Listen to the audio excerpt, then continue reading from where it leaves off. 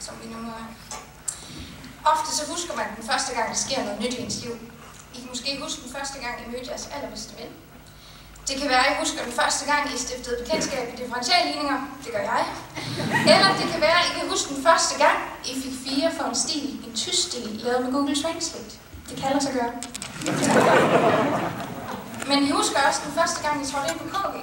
Den første gang, I trådte ind af de her store døre for snart 3 år siden. Husker I, hvem I blev mødt af, og hvilken fornemmelse I ligesom havde i maven?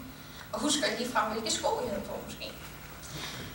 Jeg er ærlig indrømme, jeg kan faktisk ikke huske, hvilke sko jeg havde på. Men jeg ved, at efter et par dage, så tog jeg min klipklapper frem, fordi KG er simpelthen skabt til folk med klipklapper.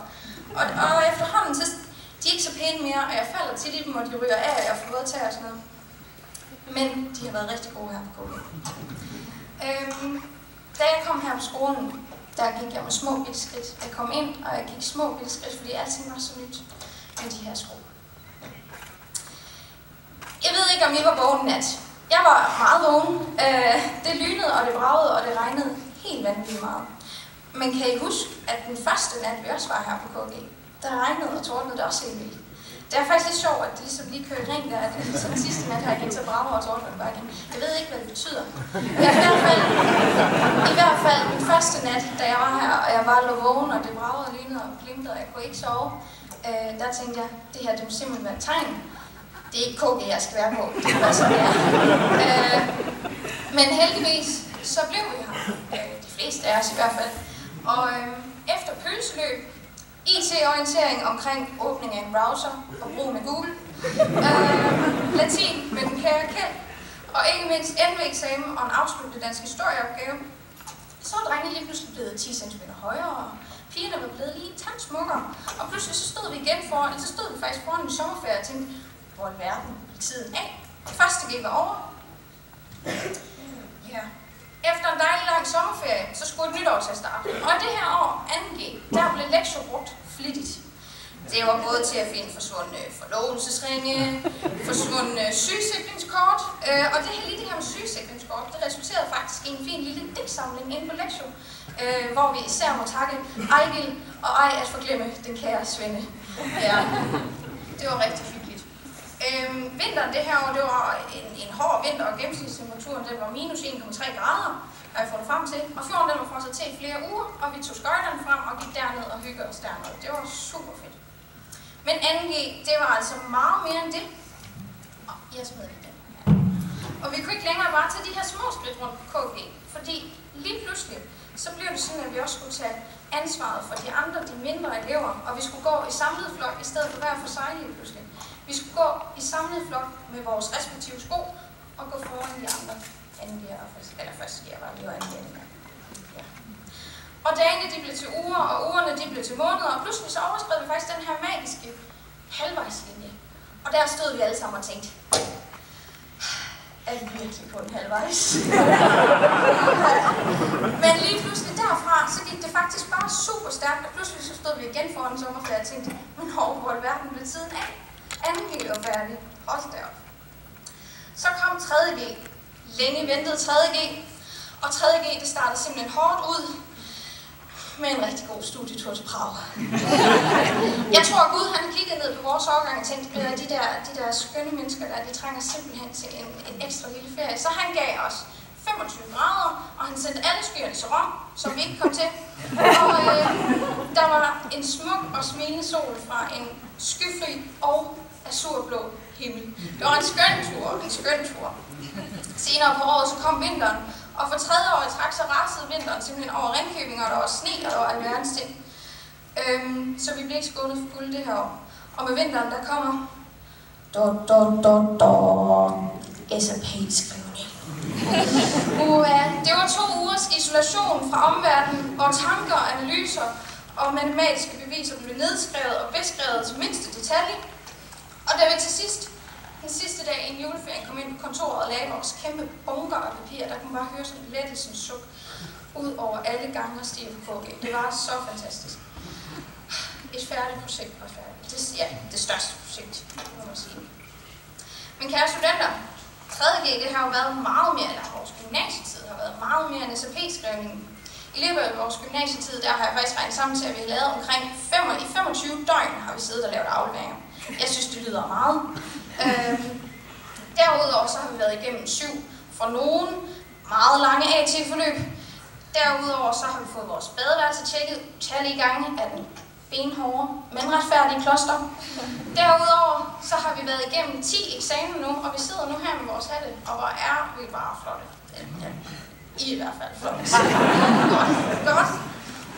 Men der sidder også nogle andre herinde i dag, og det er vores helt fantastiske lærere, og jeg synes i hvert fald, at vi bør give dem en kæmpe tak, fordi ellers er vi simpelthen aldrig nået hertil. Jeg ved godt, at vores overgang ikke har været en nem mundfuld, må man sige. Jeg tror, det har været svært for lærerne, men jeg synes virkelig, at I har været gode til at håndtere vores forskelligheder, som vi har haft. Om Bivers venner og Kjeld, de så lige pludselig skulle på pension på grund af os, det tror jeg aldrig, vi får svar på. Men i hvert fald så synes jeg bare, at I har været rigtig gode til at favne os alle sammen, og det skal jeg kæmpe tak for. Hvis det stod til... Ej, det kommer lige om lidt. Vi er en svingdørsårgang, vil jeg sige. Faktisk så kunne vi egentlig have været 15 elever mere, og det er rimelig mange. Men alle os, der sidder her tilbage, vi har fået vores hoveder, og det er fantastisk. Hvis jeg rådede over Hauges magt, så vil jeg give alle lærerne en lønforhøjelse og en uges ferie til Barcelona med solskinsgaranti og temperaturgaranti, og det kunne være super godt. Men når jeg tænker over det, så er det måske godt nok, at KG er overladt til en så kompetent mand som Hauge. Hauge, hvis du ikke var her, så tror jeg simpelthen, at skuden den var skudt i seng. Du formår at stå ved roret, som kun en ægte kaptajn kan gøre det. Og samtidig med, at du hver år styrer en overgang sikkert i havn, så er døren til dit styrehus altid åben, hvis vi har brug for et godt råd eller en snak med dig. Og det er noget, der gør KG til noget ganske særligt. At du så samtidig med har kursen rettet mod Jesus, det er fuldstændig fantastisk. Og tusind tak for det, kaptajn Hauge. Samtidig så siger man, at det er gennem forskellighed, at man opnår styrke. Og hvis der er nogen, der er forskellige, så er det også, og det tror jeg også, vi har hørt flere gange i dag. Men når jeg står her og kigger ud over jer, så er jeg altså overhovedet ikke bekymret for Danmarks fremtid, fordi det er, hvad vi har brug for. Danmark har brug for jer, sådan nogle folk som jer. Igennem vores gymnasietid, der har politikerne flere gange sagt, at I skal simpelthen hurtigt ud på de der videregående uddannelser, I skal bare ud og lave en hel masse og sådan noget. Men husk nu på at tage det stille og roligt, vil jeg sige. Det vigtigste er egentlig, at I finder ud af, hvad det er, I vil, fordi det duer ikke, at man peger alle mulige retninger, men man skal ligesom pege sig ind på, hvad er det egentlig, vi gerne vil med vores liv. Og jeg ved, at der her foran mig sidder 38 smilende og livsglade personer. Og jeg ved, at I har forskellige drømme og håb for jeres fremtid. Foran mig der sidder et par fremtidige læger, måske et par jurister, journalister. Det kan være, der sidder en filosof eller psykologer, måske en enkelt økonom. Det kan også ligefrem være, at der er nogle præster. Det ved jeg ikke. Og så, sidst men ikke mindst, så kan det være, at der er nogen af jer, der ikke er helt skræmt af lærerhumoren og den meget kaffe. Så lærerfaget, det er jeres kald. Man ved aldrig. I hvert fald, så er jeg overhovedet ikke nervøs for Danmarks fremtid, når jeg kigger på jer. For når en enkelt klasse, eller en enkelt årgang på hele KG indeholder så mange forskellige uddannelser i sig, så tror jeg altså nok, at Danmark skal få, hvad de har brug for. Ja, men nu er tiden kommet til, at vi skal tage vores sko, og vi skal hver især gå ud i verden. Vi skal tage vores sko på, og så...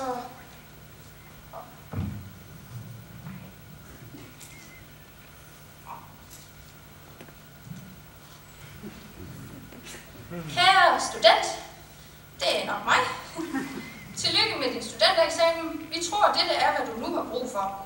Hilsen dine venner, KG og far. Okay.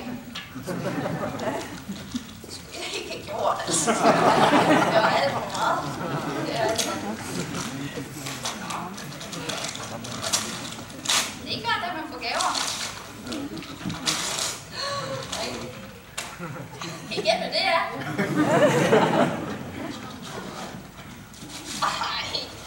Altså. Det er lige, hvad jeg har brug for. Mange tak for det, vil jeg sige. Det må jeg sige. Okay. Ved I hvad? KG, det er ved at være slut.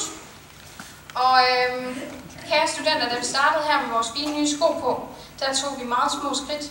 rundt på skolen, fordi alting var så nyt. Og efterhånden som tiden den gik, så tog vi større og større skridt rundt på skolen, fordi lige pludselig så kendte vi det hele. Vi gik sammen i samlet flok.